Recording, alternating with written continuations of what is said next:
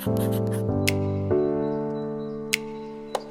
everyone, I'm Connor and welcome to my channel, The Closet. If it's your first time here on my channel, I like to talk about all things luxury. So if that's something you're into, I would love it if you could hit the subscribe button and the bell button so you're notified when I bring out new videos. And if you're returning, welcome back to my channel.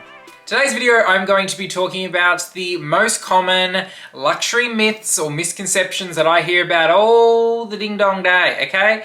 It comes up in conversation, especially on those Facebook groups with the typey and the photos of the crooked stitching and yada yada yada. No bueno, okay? So I'm going to be myth busting today. Also, Merry Christmas to you all. Happy holidays. We are now the 23rd of December in and Christmas Day is 2 days away. Hope you're getting ready for it. I finally finished work for the year with my full-time job, so I've got some extra discretionary time to make some YouTubes, so keep watching. I might pump out a few little videos, more so than usual, more than one a month. So yeah, but let's get right into it. So the first myth on the list is something that comes up a lot, especially on Facebook groups, and that is because it's a luxury item, it should be exempt from general wear and tear. And that is false. And I understand that it's kind of divided into two, where people may be thinking of general wear and tear as poor quality versus actual poor quality. Poor quality to me is when the stitching is bad, the bag falls apart, or the hardware has fallen off after very short use or whatever.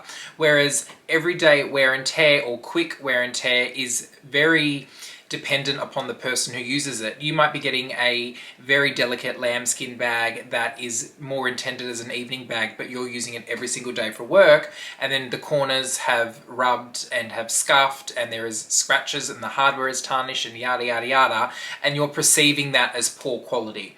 Yes, for example, Louis Vuitton, their bags are not something that the hardware will never tarnish and the gold won't fade off and blah blah blah, but with that being said, if you use something every single day, whether it be a car or a couch or whatever, you're going to get wear on it regardless of how much the bag costs. So I think if you separate quality from wear and tear, you're going to manage your expectations very well. But it's all dependent upon how you use the bag. So myth busted! The next myth is that luxury stickers that protect hardware when you purchase a bag brand new from the boutique are supposed to be left on, because if they weren't, the brand would have never put them on in the first place. This is actually incorrect and a myth, because if you speak to someone at Louis Vuitton or even Hermes, they will tell you that the stickers have been put on the bag to protect them in transport and whilst they're on display in the store, and then once you have it, you're supposed to take them off.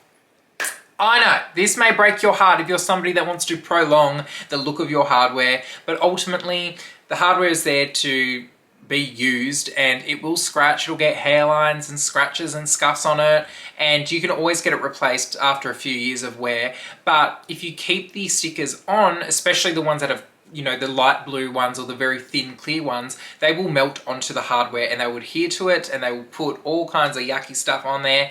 They will tarnish, or they will bubble, they'll do all sorts of things. So girl, take them off. They don't look good.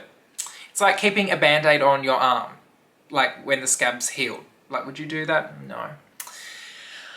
Meredith, you'll be so happy to hear this, and I will now be on sticker shaming duties. If I see any stickers on your bags on Instagram, I'm gonna be like, get them off! The next myth is that leathers like Caviar or Epsom from Hermes or Saffiano from Prada are the superior leathers because they are scratch resistant and they're hard wearing, and while the kind of wear characteristics may be true, they're not actually technically leather, or at least they're not the part of the leather that you like.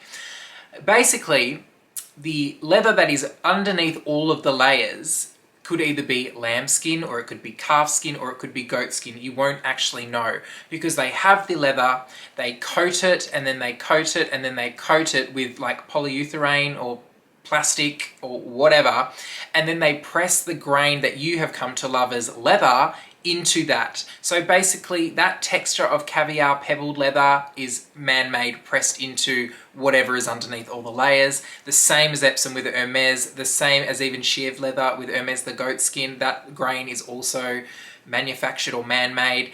It's all so heavily processed and it's painted and slapped on that it's actually durable because it's fake.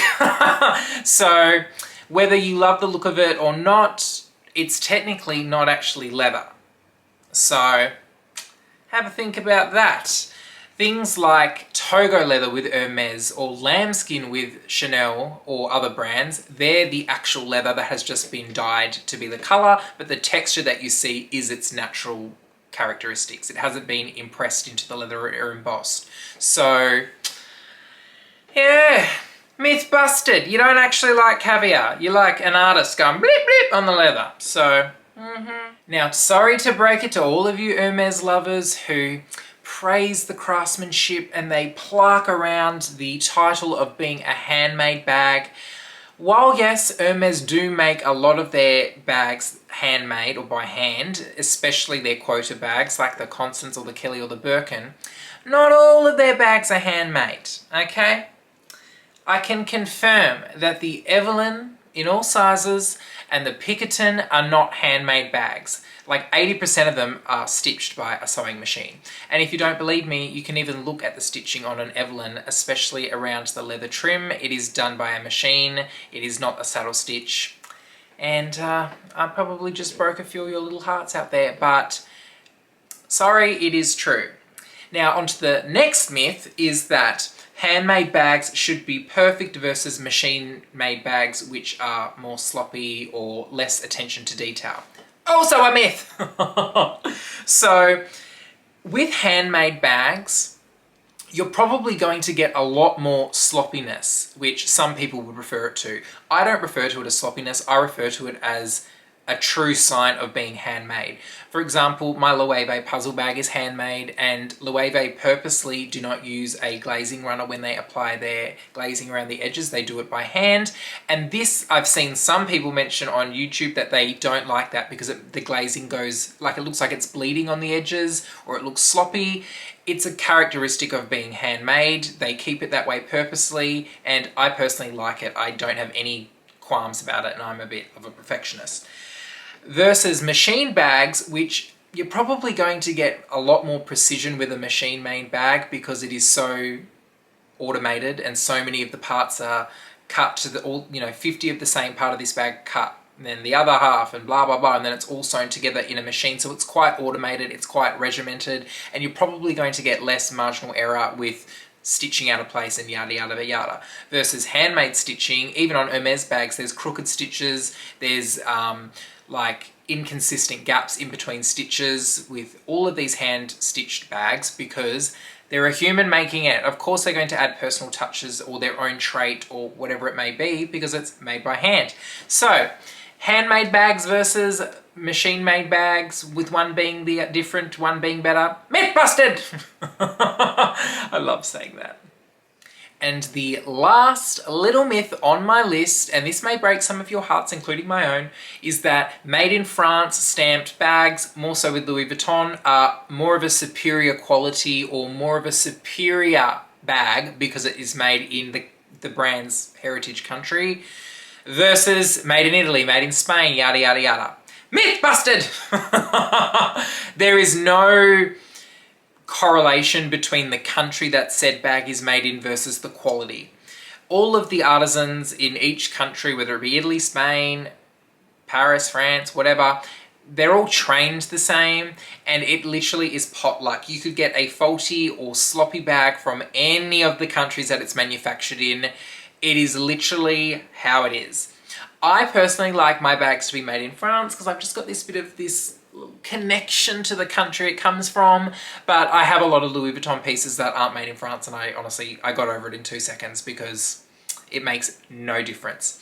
As a consigner, I see bags made from all over the place. I get Louis Vuitton bags from every country under the sun, and I can never find any discrepancies in the quality or the craftsmanship. The only made-ins I never ever get, or have never even seen, are made in USA. And I think because in Australia we do get a lot of our bags from France or Italy, and Spain, I guess, but more so France and Italy. But I can't speak for the made in American Louis Vuitton bags, but 85% of them are made in Italy, Spain, France, and the quality is all the exact same. So give your essays a break. Don't make them search through all the drawers for a made in France, because I can promise you it is potluck. So, myth busted! Thanks so much for watching this video, guys. I'd love it if you could give the thumbs up to this video if you enjoyed it down below, and also consider subscribing to my channel if you have not already. What a year it has been, 2022. Seriously, I'm over this year. It can go. Bring on 2023. I'm ready for it. And yes, I hope you all have a fantastic Christmas and holidays, and stay safe, and I'll see you all very soon in my next video. Bye.